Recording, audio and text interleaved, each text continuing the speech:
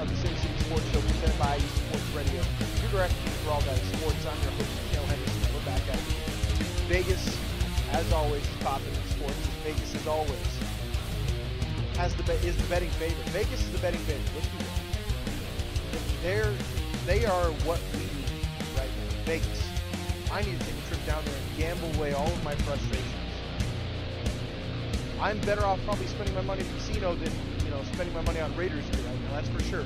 Because at this point, they don't deserve my money anymore. Yes, it's a bitter start, but, we'll get there. We'll get there. Got a lot to talk about tonight. But, as always, we're going to start with UNLV, followed up by the Golden Knights, talk about their fast start, and are the Raiders finished for the season? That'll basically be the last half of the show. Are the Raiders finished already for the season? 2-5. We'll talk about that when we get back here on the Sin City Sports Show, presented by Sports Radio.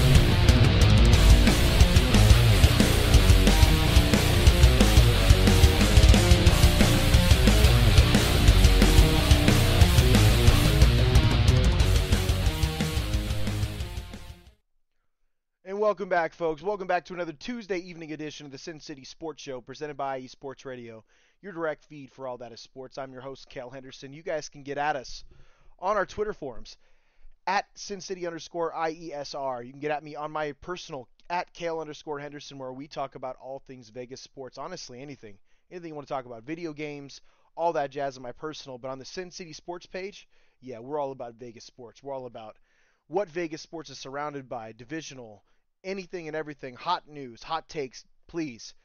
It takes very little amount of time. Go to our page, SinCity_IESR. Click that follow button, right? Turn on the alerts. If I have something good to say, like it, retweet it. It takes very little time. And honestly, in the day and age we're in, you might as well get in there. Taryn Rodriguez joins the show. Good evening, Cale. Have an awesome show. Thanks, man. As always, you're a great teammate. Hanging there about the Las Vegas wearing silver and black. It's a new week. They can't get any worse, right? Raiders aren't quite finished, but if they lose this week, they pretty much are. Honestly, man, yeah, that's kind of where things are at. We'll kind of touch base on that as we move forward. UNLV is still mid-season with their football team. Honestly, Coach Arroyo's done an excellent job of getting these guys ready to play meaningful football. I really believe that. They had the bye week last week. It's a really good time for them because they need to get healthy. The UNLV, Brumfield needs to be healthy because in this next 4-game stretch, they're playing winnable games against San Diego State, Fresno State, Hawaii, and Nevada. All 4 teams are beatable. All 4 teams can be had. All 4 teams, I don't think they're as good as San Diego State. I don't think they're as good as Air Force. I'm not even quite certain they're as good as like Utah State, stuff like that. And UNLV was very close to those teams. So, in my personal opinion, I think UNLV could win 3 out of the 4. If they win 3 out of the 4, guess what? They're bowl eligible at 7-6. If they don't become bowl eligible sitting at 4-4, I think it's a bad season for Arroyo, and Arroyo's in trouble. Now, listen, their development is obviously there. This team is more competitive this year than they've been in years past. This is a much better defense than what we've seen. Offensively, when they're on, they're on. When Brumfield and Babbitt are available, when their best players are available, this team is lights out. 100% lights out. Sorry, not Babbitt. Aiden Robbins. I don't know why I was thinking Babbitt. I apologize. Aiden Robbins. When Aiden Robbins and Doug Brumfield are healthy, I just don't see too many teams in the Mountain West that could beat this team. Just don't see it. Not whatsoever. So, in my opinion, there's a good chance that they win the next 3 or 4. Winning 2 gets you bowl eligible. But you don't want that. If I'm Coach Arroyo, I want a winning season. I want a winning season. That's going to be the icing on the cake, man. It's going to make a huge difference for the momentum of this program. The momentum of this program is trending up. San Diego State's sitting at 4-4. The next test. Taryn Rodriguez says San Diego State football is a joke. They lost in the most San Diego way possible to Fresno State. They may have to fire Brady Hoke, which is saying some. I honestly don't think Fresno State's that good this year. They're down as well. I San Jose State's been very impressive. Boise is what it is. Wyoming's a good team. Air Force is at 5-3. I don't know, man. I think Boise State and San Jose State are the two best teams in the Mountain West right now, and it's hard to disagree with that. But yeah, as far as we look at the schedule for the San Diego State for UNLV, San Diego State's a winnable game. Hawaii's a winnable game. Hawaii's horrible. They're 2-7, right? Nevada's horrible. They're 2-7.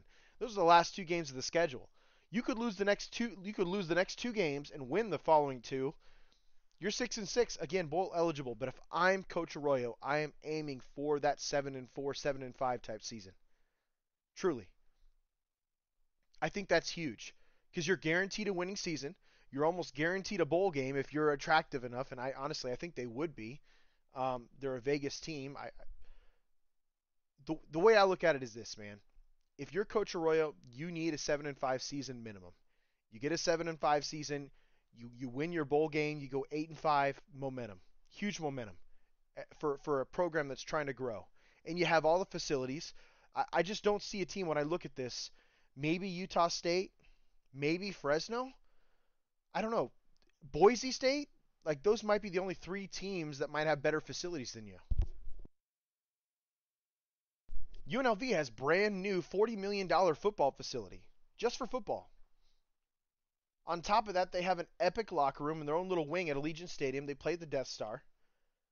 One team has to win there, right? Why not be UNLV? I'm just looking at it like this. Arroyo is counting these four games, and he's saying let's win all four. Realism, I think they could win 3 or 4. Go into a bowl game 7-5. See what you can do against really good teams. I'd love to see it. I'd love to see Mountain West. I don't know, a Mountain West team play. Oh, I don't know, an American Athletic team. Um, Not UCF. That's a bit much. UCF is just. Oh, let's see here. Yeah, not UCF. Tulane is legit this year. Cincinnati, no. UNLV. I think they could play against a team like Houston. You could pair them up against a team like Houston. That'd be a good game. I think Houston wins, but it'd still be a good game. Memphis, that'd be an entertaining game. Let's see here. Yeah, I would totally be on board with a Houston. East Carolina's a good team too. I don't know. There's so many teams that you could try and get in there. Independence. Let's look at the Independents. Um, I don't know. I guess Notre Dame would be the only attractive one. Liberty? Nah. Liberty 7-1, won 5 straight. UNLV versus Liberty. I think Liberty wins. Mid American. What would be fun? What would be a fun game there? UNLV against Buffalo. How about Toledo? Toledo always seems to have a high-powered offense there in Oklahoma. Take a look here. Sunbelt. Let's take a look at Sunbelt. Sunbelt's been a pain in everybody's butt this year.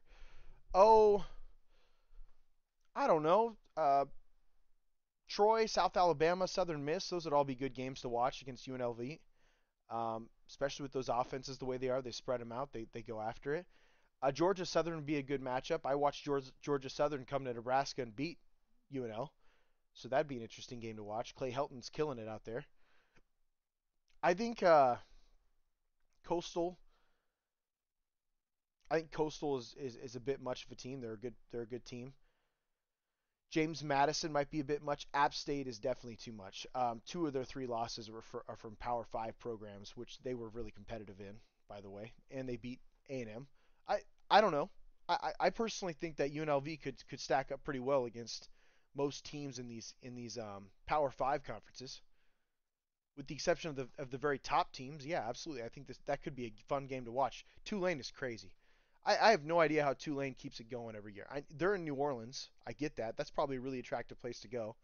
Taryn chimes in, says no, not the independent schools. Notre Dame not good. BYU turned on their head.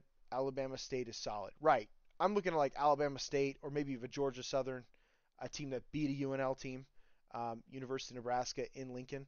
That'd be interesting matchup because I think Clay Helton and them they figure out a way to get bowl eligible. They only need one more game. Troy is always an interesting team. South Alabama, yeah, I don't know, man. There's so many different options. Um, App State's no good though. I think we can all agree App State is not a good matchup for UNLV. App State was a bad matchup for Texas A&M. Yeah, I'm not going to put them up against UNLV by any means. That'd be crazy talk. No way. So yes, when you look at UNLV, um, I think you see potential. I think you see a ton of potential moving forward. But I also believe if you really want momentum going into recruiting this offseason to really get that team to that 9-10 win echelon, especially with Brumfield and yeah, especially with Brumfield and Robbins, both of them are juniors. I would take advantage of it, man. Really, I would take advantage of the fact that those guys are young, and you might have them for another year, unless they hit the transfer portal, which is totally possible in today's college football, unfortunately. But I think if you're winning, you have reasons to stay. If your team is winning, you have reasons to stay. Taryn Rodriguez chimes in. App State was a fun team to watch. Sun Belt equals Fun Belt. Yes, and they bring it. They bring it, man. All the time, they bring it. Switching to the Golden Knights. Oh, by the way, my prediction for this weekend with the San Diego or with UNLV is I do believe that they win against San Diego State. I think San Diego State is very one-dimensional. They run the ball well. They play great defense. But if they go up against teams that seem to have a mobile quarterback who can really spread it out and throw it, I feel like San Diego State's had issues there. I'll probably pick UNLV 31-21. Weird score, but I mean it makes sense. It makes sense in my mind. Switching to the Golden Knights. Golden Knights, as usual, are killing it. When they're healthy, they're one of the most dangerous teams in all of hockey. We've talked about this numerous times. We talked about it all off season. The fact that they finished fourth last year with half of their roster basically depleted with injuries. This is huge, man. It is a huge year, and I think they're off to a great start. They're off to a 9-2 start. They're first in the Pacific Division. If we're being honest, they're probably first in the Western Conference for that matter as well. Yeah, 9-2. Absolutely. Next close would be the Stars at 5-3. Golden Knights are killing it, man. Absolutely. Goals for 32, goals against 17. So basically a 2-to-1. Uh, basically a 2-1 ratio. If you're a COD player, it's a 2 KD. And you guys know exactly what I'm talking about. If you're a COD player, that related to you right there.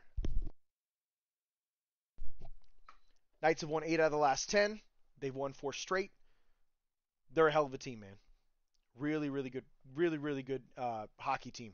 And one of my favorite things to watch with the Golden Knights right now, and I think it's one of my favorite things to watch in hockey in general, when you get an opportunity to watch hockey, is how fast they are this year compared to last year. I think they have more speed this year. And again, what we watched last year was a team that was just really broken, beaten down. Not the beginning of the year. At the beginning of the year, they were very good last year. They started getting injured and things really started to weigh on them. And again, they still finished fourth in their division. But overall, I don't know, man. I think the Golden Knights are in a situation where, as long as they stay healthy, they're championship material. Remember, before last year, they were a thorn in the side of the Colorado Avalanche. They really were. They were a thorn in the side of the Colorado Avalanche in the playoffs the 2 previous years before the Avalanche won this last year. And why did they win? Well, I mean, they were a really good team. They deserved to win. They were the eventual champions. But part of me feels like that matchup against the Golden Knights just wasn't in their way. I think the transition hockey of the Golden Knights is one of the best in the NHL.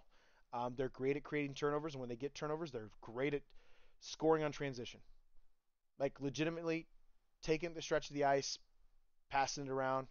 In most cases, most goals I've seen them score in transition, the defender's not even they're not even close to making a play. That's how good they are. I'm really excited to see how the Golden Knights continue to grow. Jack Eichel had one hell of a clutch goal against the Washington Capitals the other night. It's nice to see him developing. Listen, he was really good in Buffalo, and he had a really good year in Buffalo at one point. Buffalo overall was a really bad team for a while.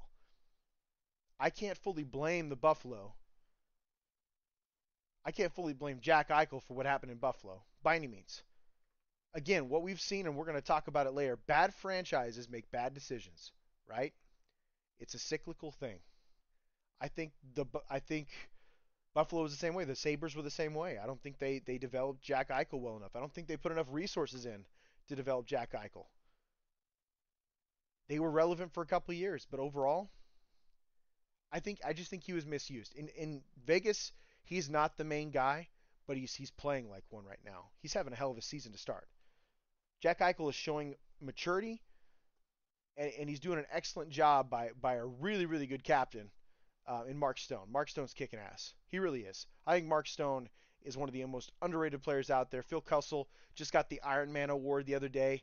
I remember watching the highlight on ESPN. Phil Kessel got an Iron Man award for basically playing games and not getting hurt. I can't remember what it was. Let me click on his name real quick here. Phil Kessel's the Golden Knight, the newest NHL Iron Man. Let's take a look at this. Nothing but respect for this man. Some people say on YouTube they should. They love him. Phil Kessel's a beast. Sidney Crosby is a big game player. Much respect. Gotta love that. I'm gonna share this with our Twitter because it's all about Phil Kessel, man, and he deserves it. He's been on a bunch of teams and he plays everywhere. Dylan Larkin, nothing but love of Phil Kessel. Stanley Cup champion. Feel the thrill, man. Feel the thrill. Can't believe he's a Golden Knight. Phil Kessel's a beast, guys. Marc-Andre Fleury, the Flower, 13 years, 990 consecutive games played, which is why he was named the new NHL Iron Man. What a beast. Phil Kessel is a man. He's a man amongst boys in the NHL, and the NHL is no joke. Phil Kessel's played 990 straight games. He's 35 years old. He's making $10 million a year, so he's doing a great job, but he's also a really good hockey player. That's crazy. I mean, that is absolutely fantastic. All right, let's take a look here. I don't know, man. I think the Golden Knights are in a great position. I like that Jack Eichel's growing. I've said that before. Mark Stone is excellent.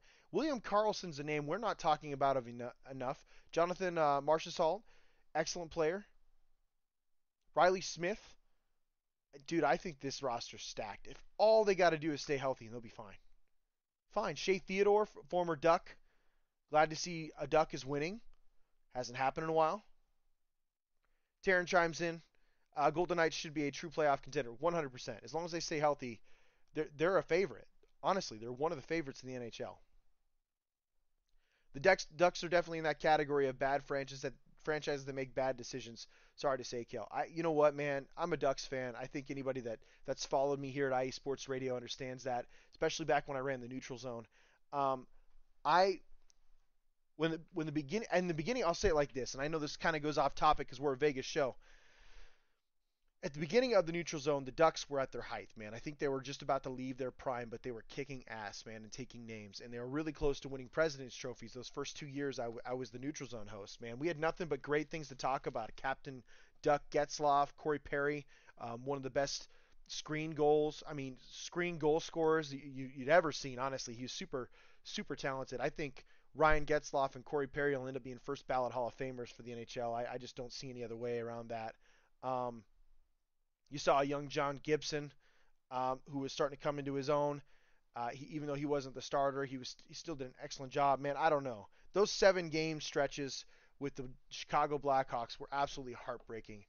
Those years were so much fun to watch. And honestly, the Honda Center was popping, man. Every time Every time the goal scored, all you heard is oh, like you just hear the whole place going nuts. Whole place. They'd go nuts over that. And I'm telling you, man, I was all for it. All for it. I was a big Ducks fan. I was buying the Ducks version of the NHL Center Ice app that I could watch on my Xbox at any time. I loved it, man. And it's simple, man. I think Bob Murray made some really bad plays, and I put it all on him. I'm not going to put it all on him. I'm going to put some on the owner too, because the owner gave Bob Murray that power. For a while, it was great. For a while, Bob Murray was assembling teams that were making deep runs and looking for President's trophies. I think, personally, in my opinion, what screwed the Ducks is when they fired Bruce Boudreau. He was so close. The players loved him. Um, they fired him because of two 7-game losses basically in the Western Conference Finals. I didn't like that. I didn't like the way they treated Bruce. That team played different for him, man. They were beasts. I loved watching them play. They were heavy on the puck. They hit nonstop. They may have led the league or pretty close to leading the league in penalties, but they were awesome. The good old days. Long live the Arrowhead Pond. It will forever be the pond. Yep, Honda Center, baby. The pond. So much fun. And it was even more fun was being a Duck in the NHL games. So much fun playing in the Honda Center. It was great. But now I look at the Ducks. Dude, honestly, I see the Golden Knights are that same type of team. You're right. I think the Golden Knights are that old Ducks team. They're not as physical by any means. I don't know if the hockey will ever be like that again. I think these players have gotten a lot smarter. Coaches have gotten smarter. I think they know that if they don't play that same kind of physical game consistently, they have players longer. I mean, look at the Penguins. They went on a stretch where they were winning a couple of titles after Sidney and Crosby and them won their first title. It was a stretch where they didn't. They got younger, they got faster, and they weren't as physical, but they lasted longer. I mean, they're lasting longer in the league. Look, Sidney Crosby still going strong.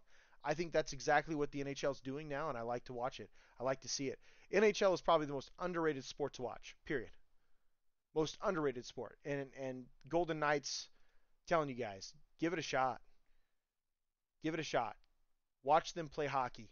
They're a load of fun. The next four opponents are the Senators, Canadiens, Maple Leafs, and Sabres. Only one of those teams are really.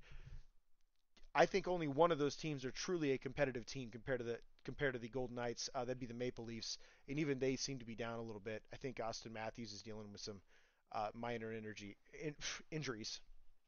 But with that said, overall, you could see this team win in the next 3 or 4. You do that, you stay high in the standings. At 9-2, you have a commanding lead right now, a 2.5 game lead basically over the second place Oilers in your division.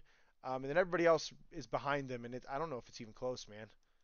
I really don't think it's close. The Flames have only played 7 games, whereas the Golden Knights have played 11. The Flames are a team that are really dangerous. They could go on a run at any time. The Kraken started off 500. The Pacific Division looks pretty nasty, with the exception of the Ducks and the Sharks, who are pulling up the rear behind the Canucks, for God's sake.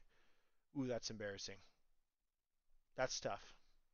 But the Golden Knights are off to a hot start, guys. They're playing with house money right now, and it shows. Like, they're kicking ass. Next 4 games, I totally see them beating the Senators in Ottawa. I see them beating the Canadiens. Canadiens are a good team, but they're not as good as the Golden Knights by any means. Maple Leafs are going to be tough. Again, you have a 3-game road stretch here. Sorry, it's a 4-game road stretch, I should say, from the 3rd to the 10th of November. Not unheard of with hockey. You're on the road quite a bit. I don't know, man. I could see them winning the next 2 and easily losing the last 2 of that 4-game stretch because road trips get long, man. Road trips get really long, and it's hard on hockey players. But the nice thing is they're split off 7 days apart, so they should get a little bit of rest time. When we get back, guys, we're going to talk Raiders. As you guys know, it's been a disappointing season to start. I gave you guys all the false confidence in the world this offseason, and I do apologize for that. We'll get into detail about what's going on with the Raiders when we get back here on the Sin City Sports Show presented by IE Sports Radio, your direct feed for all that is sports.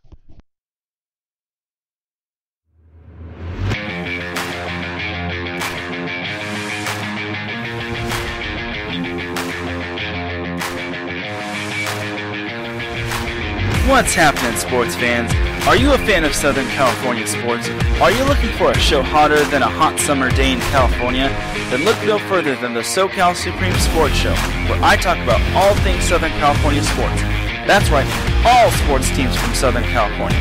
From the hard-hitting tackles of the NFL, to the killer crossovers and big three-pointers of the NBA and WNBA, to the grand slams of the MLB, to the bone-chilling goals of the NHL, and to the booming kicks of the MLS, the SoCal Supreme Sports Show has it all for you.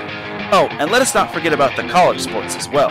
So join me, Taryn Rodriguez, every week here on IE Sports Radio, your direct feed for all that is sports.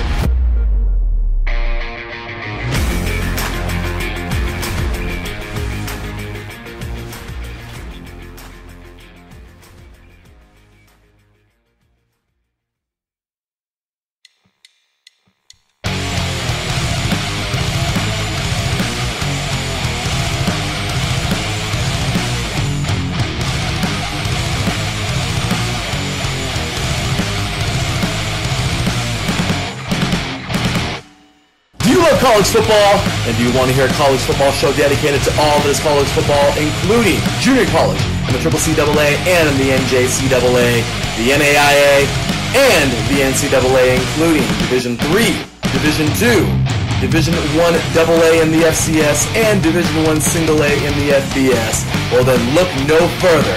Join myself, Larry B., and my colleagues, Mr. H-Town Blake Henley, and Mr. Christian Espinoza, each week during the college football season for the latest in college football on 3 and Out College Edition, right here on IE Sports Radio, your direct feed for all that is sports.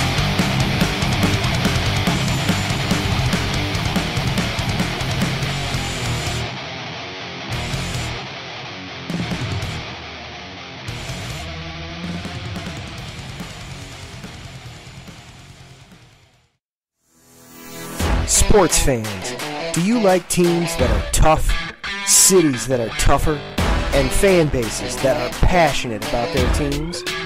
How about teams that are historic and stadiums that are iconic? Then you belong in Chicago, and you need to check out Chi-Town Weekly. Join me, Adam Kernan, every week as we keep up with all things Chicago sports. Bears, Bulls, Blackhawks, Cubs, White Sox. We'll cover them all, plus more. The Windy City is always buzzing, and we'll keep you up on all the big games and major stories. So tune in to Chi-Town Weekly every week right here on IE Sports Radio, your direct feed for all that is sports.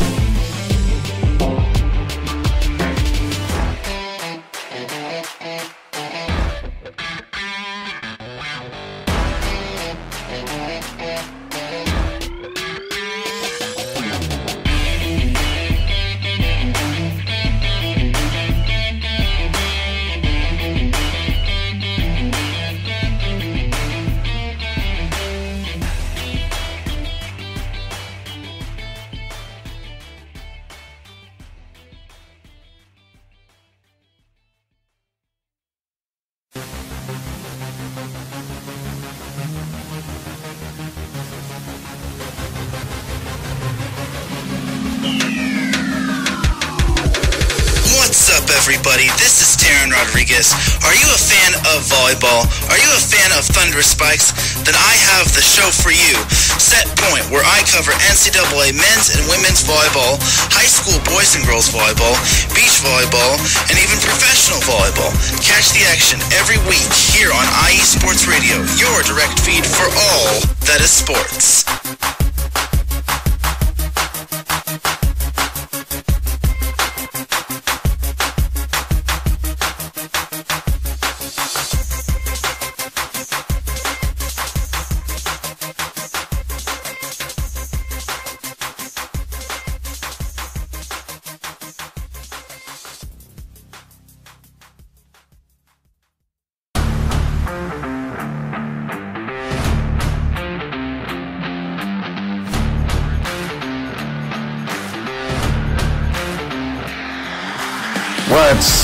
good, fight fans? It's your boy, Marcus Los Great, here to give you what you want, here to give you what you need. Yeah, man. Yeah. I'm coming to you live, straight from your mama's basement with a crispy, awesome white tea.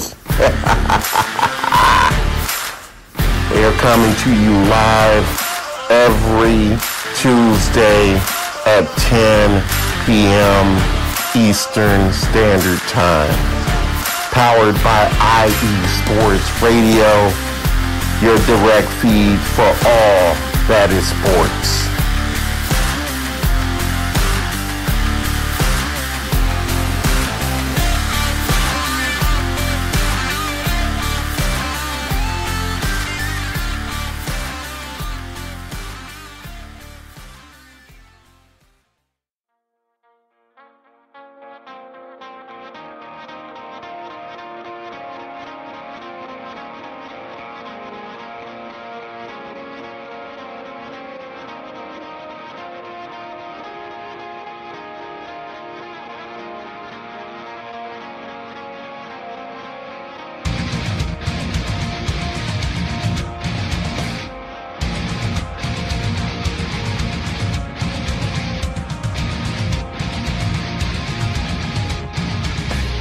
Hey sports fans, do you like wine? Well, we've got the show for you. This is Let's Wine About Sports, a show where we talk about wine and sports simultaneously. From the classic Cabernet Sauvignon all the way down to the grapes that you've never even heard of before. Oh yeah, we cover it all. And we'll talk about a little bit of sports as well. Football, hockey, collegiate, women's sports, it doesn't matter. We're going to talk about it all, and we're going to whine about it all. So join me Monday at 8 p.m. on IU Sports Radio, your direct feed for all that is sports.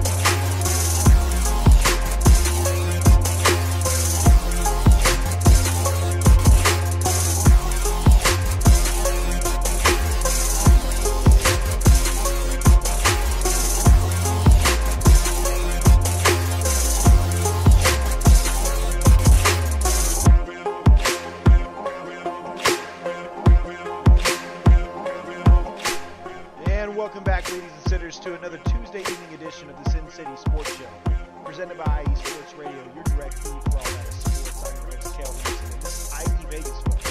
IE Vegas, which is on air every Tuesday evening, 7 p.m. Pacific Standard Time, where we talk about everything Vegas sports. And I swear to you, folks, I believe this is the fastest growing sports market in America. And I have a hard time thinking otherwise. Even with bad teams, we sell out. Seems like a great transitioning point, a great segue into what we are going to talk about. The Las Vegas Raiders, who right now look like the Las Vegas losers. I'm not going to lie to you guys, man. I'm probably going to go hard in the paint today. It was a tough. Listen, I have all 22. I pay for NFL Plus. They finally have all 22 working. Okay. If you guys look at the Twitter page, you'll notice that I'm posting some clips here. I'm actually currently trying to find a way, and I know I've been talking about this, a more efficient way of talking about this. Maybe even setting a mic up. You guys maybe you don't have to see my face, but you can talk through plays about what's going on. I'd like to get your feedback on that. I think it'd be a really cool wrinkle to the channel. I think it'd be great for IU Sports Radio, because as of right now, I don't really know anybody else who's doing that at IU Sports Radio. I don't see too many people in Vegas doing this and giving this kind of feedback and providing this kind of film breakdown. I pay for it. I have the ability to do so. Just got to be careful with copyright, I'm sure. But overall, showing a highlight here and there isn't going to hurt anything. Raiders are in a tough spot, guys. 2-5. We talked last week. I mean, after a dominating win against the Texans, I knew the Saints were a better team than the Texans. Don't get me wrong. I thought they were a much better team. Did I think that they were 24 points better than the Raiders? No. I don't think anybody could see that coming.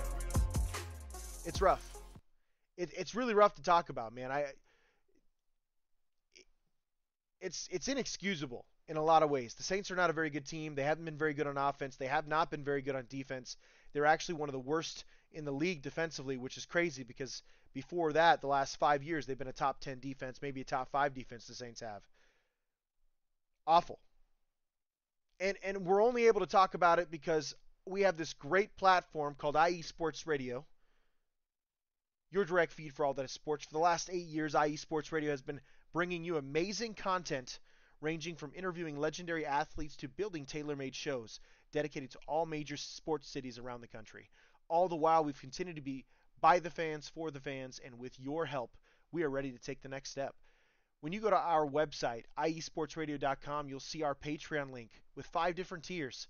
The first one starting at just $5 a month. This donation gets you shout-outs on all 32 of our shows. Higher tiers include IE Sports Radio merchandise, access to our podcasting university, and even a chance to be featured on a segment of our flagship show, hosted by the man, the myth, the legend himself, Larry B., The Defining Moment. Thank you all very much for continuing to make IE Sports Radio your direct feed for all that is sports. And on IE Sports Radio, you know, we really like to talk about our Raiders, man. Larry B is a big fan of the Raiders as well. They're just throwing up stinkers, man. They're not 24 points worse. They're definitely not 24 points worse than the Saints. I don't believe that at all. This is what I can tell you guys. We can say whatever you want about Derek Carr. I'm going to throw up some highlights on the Twitter page. You guys will get a chance to take a look at that. You'll be able to respond to that. You'll be able to give me your opinions. I don't think they'll be great opinions because I know how most of Raider Nation talks, man. They're not very smart. It's cool. They're fans. They love the team. They love the silver and black. Doesn't mean they know exactly what's going on. We don't know exactly what's going on. There's something happening. Charles Woodson and Tim Brown both alluded to that on Twitter. There's something going on with the Raiders right now, and we can't quite put a finger on it. What I can tell you right here, right now, is this. A struggling team in the Saints, who has been one of the worst in the league in defense, has been one of the worst in the league on offense, held the Raiders scoreless. Okay? The Raiders' defense has been struggling most of the season. They're not very good. They're like 27th against points per game. 27th in points per game. The offense did not help them last week. But let's talk about the previous 6 games, right? People want to talk about the Derek Carr and the offense. Let's talk about the previous 6 games. The Raiders are allowing more than 25 points a game in the previous 6 games, putting them 27th in the league in points per game. That's horrible defense. It doesn't matter how you put it, man. That's bad defense. There's something going on with this defense. Yes, you could totally point to the roster and say, oh my gosh. They've only spent, I don't know, what's 50, 60 million on the defense in general. The remaining 180 to 200 million went to the offense. Okay. You get what you pay for. I get that. But there's a lot of young studs on this team too. Trayvon Moehrig is not playing anything like the Trayvon Moehrig we saw last year. Jonathan Abrams still basically allows a perfect passer rating against any quarterback that throws against him. The corners are struggling. I know they're missing Nate Hobbs. Max Crosby's really the only one putting in work. Bilal Nichols he's non-existent, right? And again, please, folks, please, will you put out an ad in a milk carton saying that Chandler Jones is missing? At this point, the man should go to jail for basically stealing money from the Raiders. It's been that bad.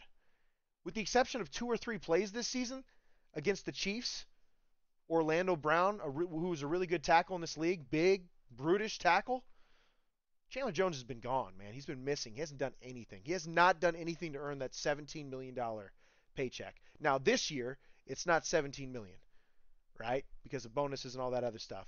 The Raiders did a great job with arranging the cap the way they did this year. But I think a lot of these players have signed these deals thinking, oh, this would be a much better season. Much better season. Josh McDaniels is failing this football team. I'm going to say it straight up. Mark Davis is failing this football team. I'm going to say it straight up. You mean to tell me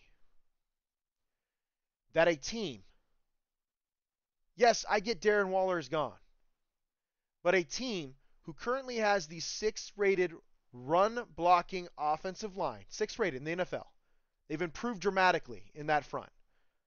They're horrible at pass protection still, but they're young and they need to learn. They need to gel together. A team with the 6th rated offensive line, run blocking offensive line in the league. You have Josh Jacobs, who's been nothing but a monster the last month for the NFL, in the NFL, general. Like, he's put up mad yards against the Chiefs, who had one of the best run defenses in the league before that game.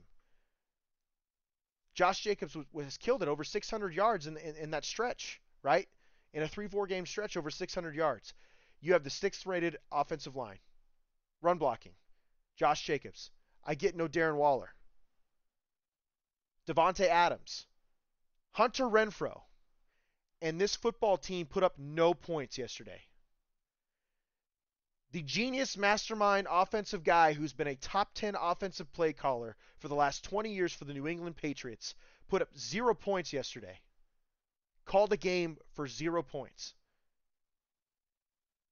And I have no idea how that happens when you have this kind of talent on your football team.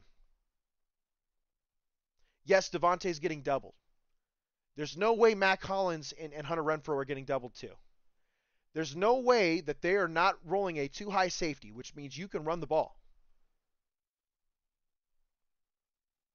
There is something going on with this scheme that these guys are not getting open. Granted, again, I'm going to show you guys some highlights where Derek missed some throws. He saw the read, he made the read, it was just not quite the throw you needed. I think he knows what Josh is looking for. I don't think that Josh knows exactly what direction he wants to take this team right now. I have no problem saying that. I think anybody that's watched the Raiders play, see the Raiders at 2-5, can see that we're going to beat up on bad teams and probably lose poorly to good teams. Mistakes, penalties, time of possession was owned by the Saints. The turnover margin was owned by the Saints. All recipes to lose. And that's on Josh McDaniels. The number one basically coaching free agent for the last 10 years. He's just refused to go to jobs. The guy's been sitting and waiting under Bill Belichick, waiting to basically handpick the best situation for himself. He comes in, takes the Raiders. Dave Ziegler comes along. I honestly think Dave Ziegler has done an amazing job. I think this team is very talented. I almost guarantee you put Sean Payton on the sideline and this team's 5-2 and not 2-5. Respectfully, Sean Payton's one of the offensive geniuses ever.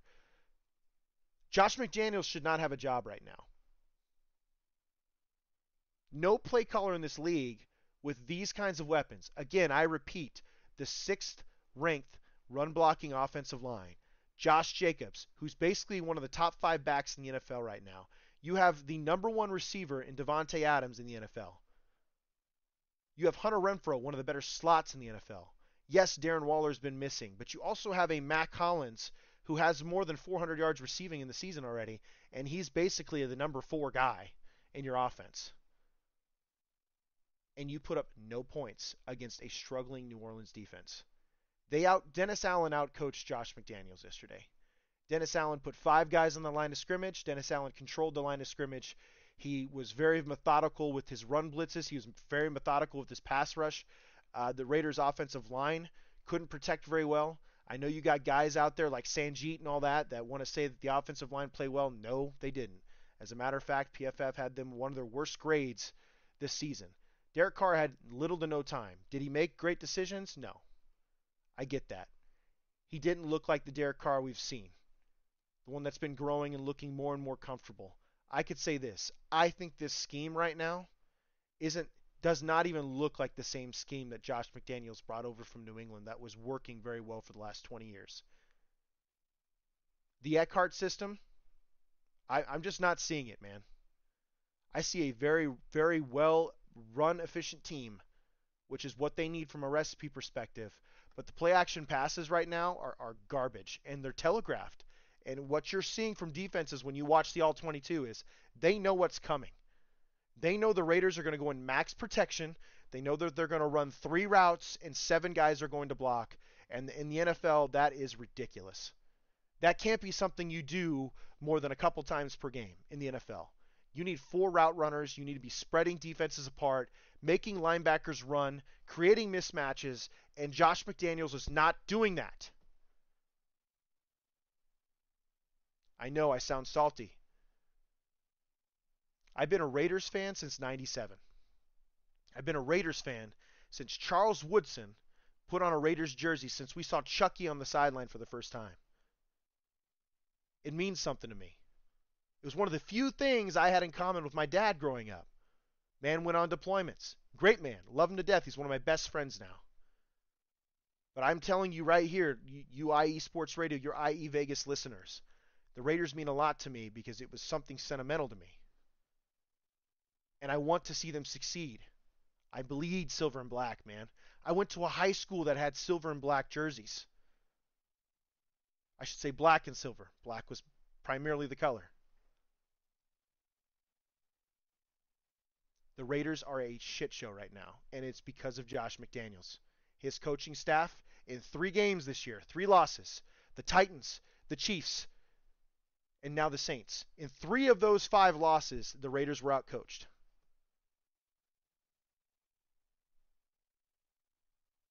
In 3 of those losses, the Raiders coaching staff either had a poor game plan or was ineffective in making adjustments either at halftime or quarter to quarter. And it cost them the game. That is not something you would expect from a Bill Belichick disciple.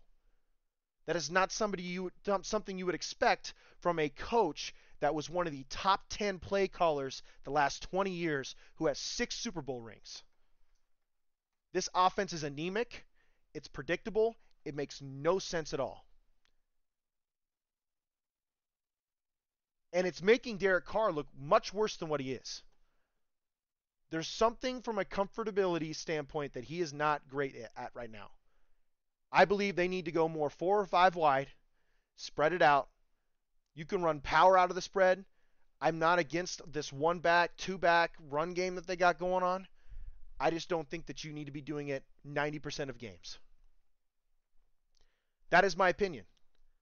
You have one of the best play action passers in the game, period.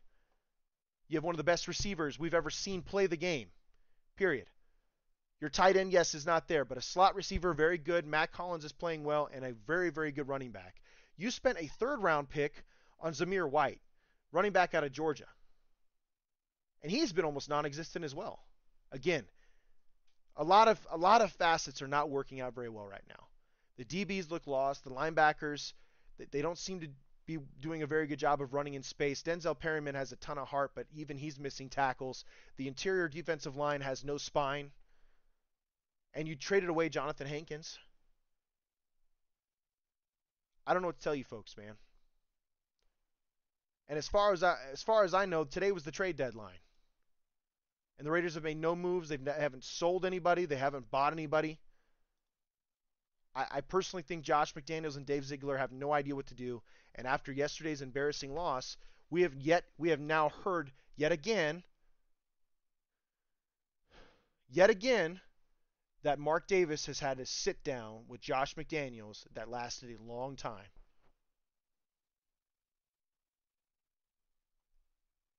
There's still plenty of time to turn around this season. Don't get me wrong. There's still plenty of time to turn around this season. The issue is the margin for error is non-existent right now. The Raiders need to go on a run. The Jaguars are bad, but you're going to Jacksonville. And if you play the way you played the Saints, you're not going to win. I still think they win that game. I think they can beat the Colts. The Colts have not Matt Ryan starting. I think that's a winnable game. The Broncos, maybe they found something yesterday, but they've been anemic most of the year. The Seahawks, you could win the next 4 games, and again, you're 6-5, and you're looking at an opportunity to win. It's almost like a win-out situation. I think if the Raiders lose 3 more games, it's obviously done. 2 more games, you have a chance. And they're underachieving. Sam Ellinger is starting for the Colts. I think that's a winnable game. Jonathan Taylor's been non-existent. People are loading up the boxes. People are loading up the box. Jonathan Taylor can't run against a loaded box. The receivers are not stretching the field for the Colts. Winnable game. The Jaguars, they're in their first year with a new coach. I think Doug Peterson's a really good coach. I think Trevor Lawrence is starting to grow. This could be a get-right game for the Jaguars. The Raiders just got to stop sleeping, man. They're asleep at the wheel. They have way too many weapons to be this bad. Way too many weapons. It's pathetic. And Josh McDaniels is 100% the cause of this. Mark Davis deserves blame too. In hindsight, he could have easily hired Rick Bisaccia. Told Rick that he needs to find a new staff. Maybe keep the same offense, find a new staff. Or keep Gus Bradley because that defense was getting better and better. I don't know, man. I don't know. Hindsight 2020, Mark Davis should have probably kept Rich Bisaccia, sorry. Hindsight 2020, maybe he should have made a bigger push for Jim Harbaugh. That was my number one wish list. You guys heard that numerous times on the show. Josh McDaniels wasn't even anywhere on the wish list. After he was hired, I was like, okay, you know what? I can kind of see where Mark Davis is going. Right now, I have no idea. And I don't understand the reporters out there that say we need to be patient. No, you have a win now roster, dude. You went out and traded for one of the best receivers in the NFL who's 29 years old. You don't have time to wait. It's not like he's 26 and you can take a 3-year cycle and hope everything starts to gel. That's not at all the case. You have a quarterback that has a big arm, who plays very well, who has a ton of respect around the league.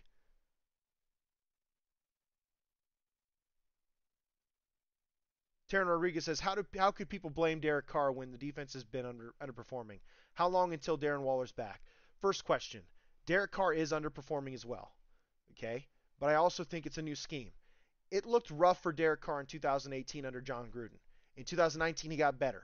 In 2020, he got better. Last year, he looked better, especially when he had his starting receivers. There are times where he just needs to settle down and fire it in the hole, man. So Derek is not free of blame, but yes, the defense, he's never had a good defense. Even when Khalil Mack was here, their best ranking was 21st, I think. 20th.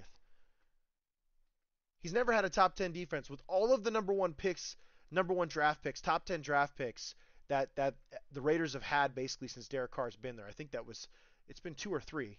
They've been in the top 15 2 or 3 times. Not once has any of those drafts alluded to a top 15 defense. But I give Raiders credit, in a sense, Dave Ziegler credit. He went out and got weapons for the guy, and right now he's underperforming. But I'm telling you guys, I do believe a lot of that's Josh McDaniels. 100%. He seems to be swimming right now, and I don't know what it is. Maybe the dude just needs to really focus on offense, let Patrick Graham suck it up on defense, and you can make a decision in the offseason if it's worth keeping him or not. But I can tell you right now, there are not enough resources spent on that defense. Patrick Graham is going to continue to struggle unless these young guys really start to grow. Nate Hobbs will be back in a few weeks. You're going to see a massive improvement in coverage. But overall, Josh McDaniels needs to stop worrying about the rest of the team, let his coaches coach, and he needs to start running the offense the same way he ran it in New England all those years with Brady. Derek Carr has the ability to do the same damn thing Brady did, and he's got better weapons all around him. Josh McDaniels needs to stop wasting our time as Raiders fans. Taryn Rodriguez says, the next 3 games are winnable for the Raiders. Now the Seahawks have been a big surprise this year, but they have to beat the Jags. 100%. It's that simple. I think the Raiders can win the next 4 games. They just got to want to. It just didn't seem like the team was there against New Orleans. It seemed like they were 100% outcoached, outplayed. They knew it. They just didn't look like they were in it, man. And that sucks. It sucks to say that because a brand new head coach, it seems as though he's already lost a locker room. And he's only been coaching for 7 games.